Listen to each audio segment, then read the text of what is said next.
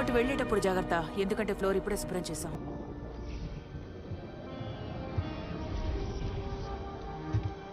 నేను doctor strange కోసం వచ్చాను. అయితే నువ్వు 5 ఏళ్లు ముందే వచ్చేసావు. స్టీఫెన్ స్ట్రేంజ్ ఇప్పుడు పక్క వీధిలో ఒక సర్జరీ చేస్తున్నాడు. అతనితో ఏంటి పని? నాకు అది కావాలి. సారీ, అది కుదిరే పని కాదు. సారీ, కుదిరి తీరాలి. మళ్ళీ మళ్ళీ చెప్పి మళ్ళీ మళ్ళీ అడగడం నాకు అలవాటు లేదు. నాకు నీతో వాదించే టైం కూడా లేదు. నాకు ఆ కాలం కావాలి.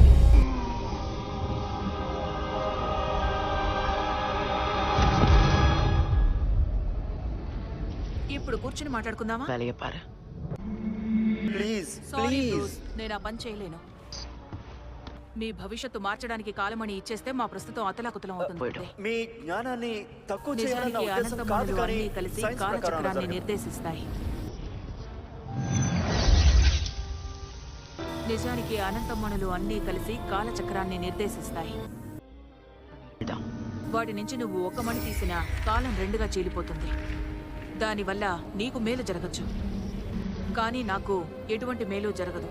మా దగ్గర ఈ మణి లేకపోతే రాబోయే విపత్తుల నుంచి ఈ ప్రపంచాన్ని కాపాడలేం. ఏ సైన్స్ ఈ అనర్థాన్ని ఆపలేదు. ఎంతో మందిని కోల్పోవాలి.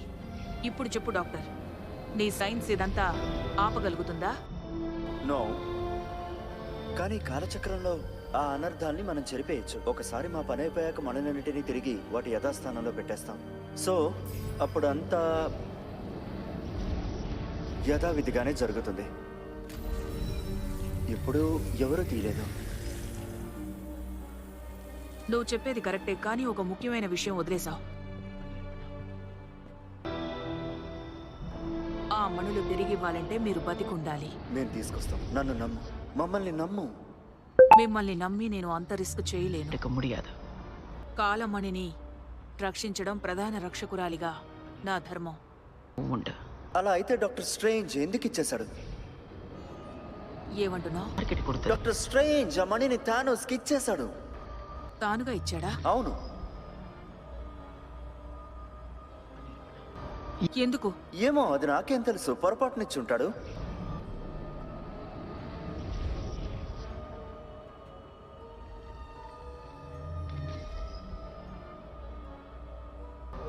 నేను పొరపాటు చేశాను. నేర్పణ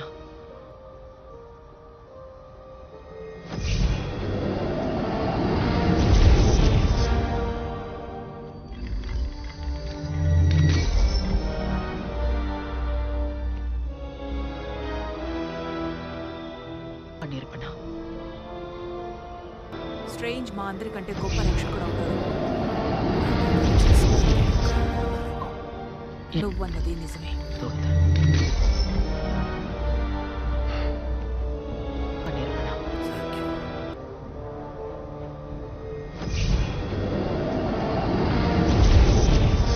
నిన్ను నమ్మి ఇస్తున్నా బ్రూస్.